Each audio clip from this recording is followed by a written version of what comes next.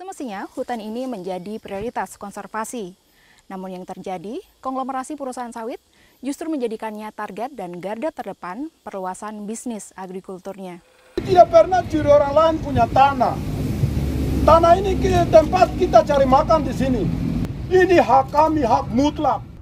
Oke, halo semuanya, kembali lagi di berita terkini minggu ini alias Bikini, saudara-saudara. Dan berita yang gue mau bawain itu adalah soal isu sosial ekonomi yang ada di negara tercinta kita, tentunya ya, Indonesia. Yang akhir-akhir ini lagi rame banget dan cukup banyak disuarakan sama masyarakat kita ya. Jadi sebelum kita bahas kasus PDD ya, kita bahas dulu isu yang satu ini, yang bukan lain adalah soal All Eyes on Papua ceritanya nih. Sebuah tajuk yang jadi harapan supaya masyarakat itu tahu tentang apa yang lagi terjadi di tanah Papua saat ini, bukan hanya yang terjadi di luar negeri doang.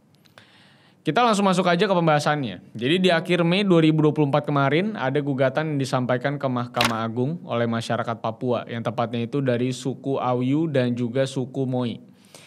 Gugatannya apa? Jadi isinya itu adalah soal keinginan masyarakat adat Papua supaya Mahkamah Agung itu bisa mengeluarkan putusan hukum dan membatalkan izin perusahaan kebun kelapa sawit yang akan masuk ke daerah Papua. Dan supaya kalian mengerti ya, di sini gue coba jelasin dulu tentang siapa suku Auyu dan suku Moi ini. Dan apa hubungan mereka sama perusahaan-perusahaan sawit yang mau berinvestasi di tanah Papua ini. Jadi suku Auyu itu berasal dari daerah Boven Digul, Papua Selatan. Sedangkan suku Moi itu berasal dari daerah Sorong, Papua Barat Daya. Suku Moi dan suku Auyu itu adalah salah dua dari banyaknya masyarakat adat di Papua. Dan seperti yang kita semua udah pada tahu, masyarakat adat itu benar-benar bergantung sama yang namanya alam hutan gitu kan. Dari mulai keperluan pangan mereka itu masih berburu dan berkebun. Udah gitu obat-obatan mereka juga datangnya dari hutan. Dan pokoknya semua dari kebutuhan pokok sampai kebudayaan itu bergantung banget yang namanya sama yang namanya kelestarian hutan di daerah Papua. Nah terus sebenarnya ada masalah apa mereka ini ya? Sampai-sampai kemarin itu ada perwakilan dari dua daerah mereka buat datang ke Jakarta dan melakukan aksi damai di depan kantor Mahkamah Agung. Dan bahkan sampai mengajukan yang namanya kasasi ke Mahkamah Agung. Jadi ternyata di Papua sana itu lagi ada yang namanya pengizinan perubahan lahan hutan menjadi kebun kelapa sawit. Yang luas wilayahnya itu tidak main-main. Yang dari salah satu PT aja yang izin lingkungannya yang dikantongin itu seluas 36.094 hektar coy.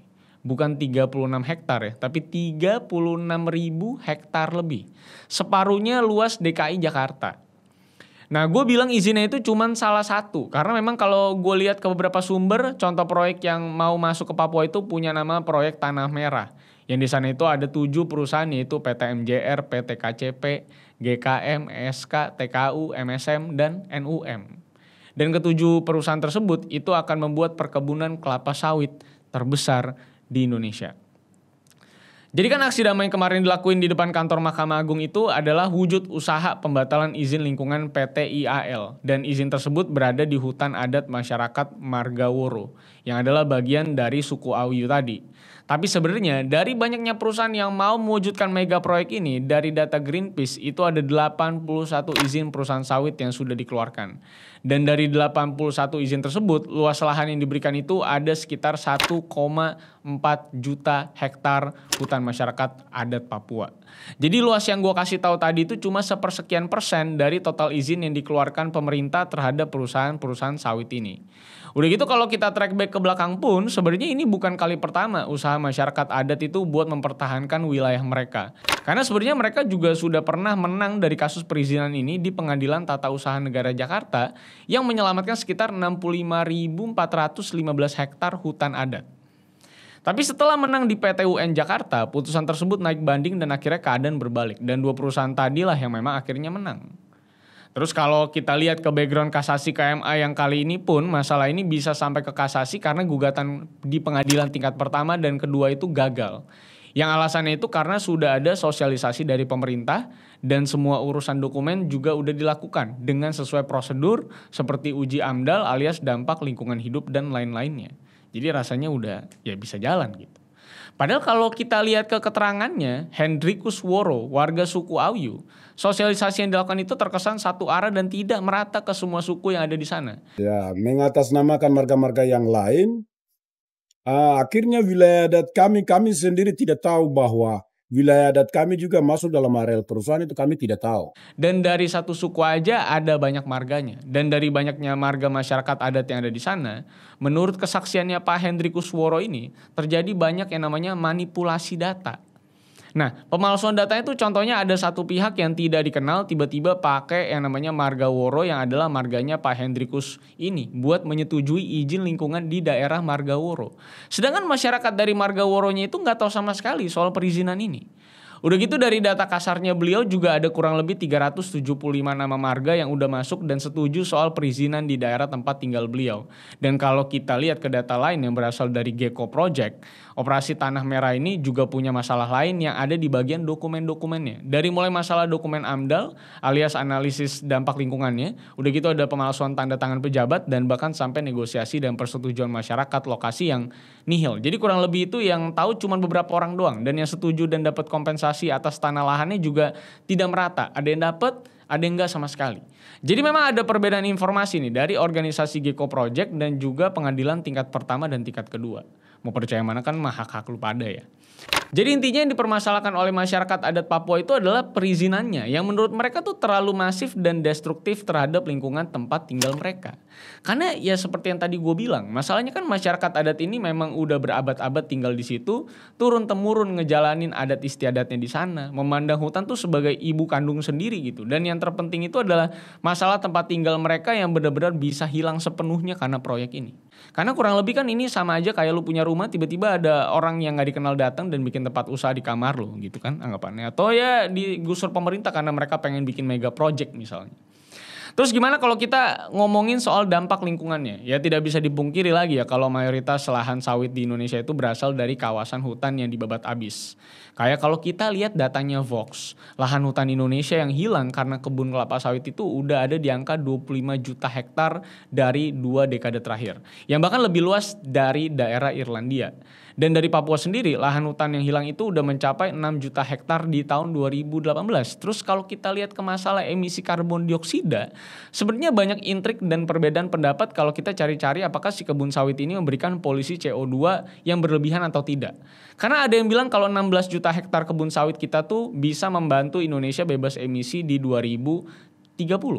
Tapi ada juga yang bilang kalau dengan bertukarnya fungsi hutan jadi lahan sawit, emisi karbon yang bisa diserap itu jauh berkurang dan akhirnya emisi karbon itu makin menjadi-jadi di daerah tersebut.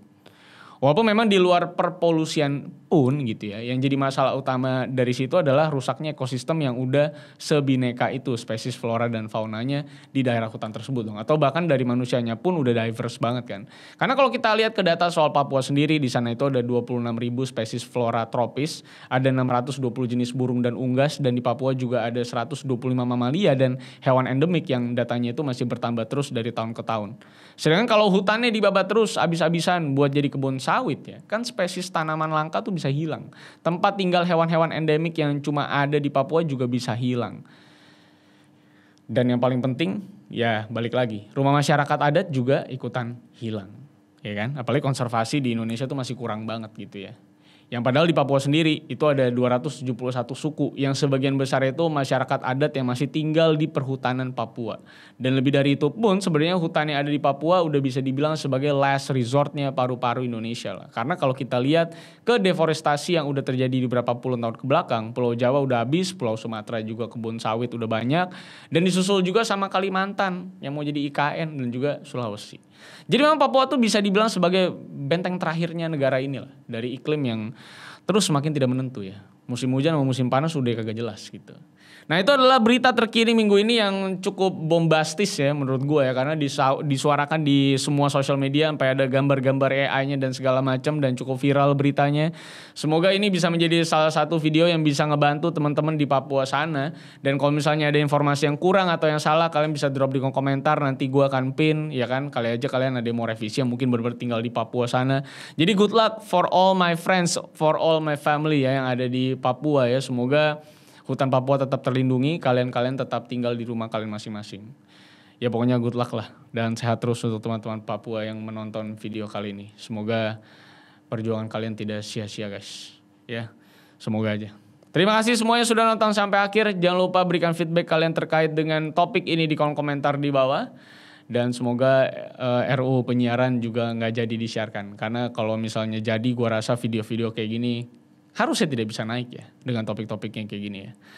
So sampai jumpa di berita-berita terkini lainnya. So see you on the next video guys. I lost myself.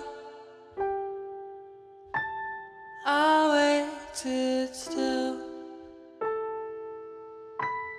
for a glimmer to arrive.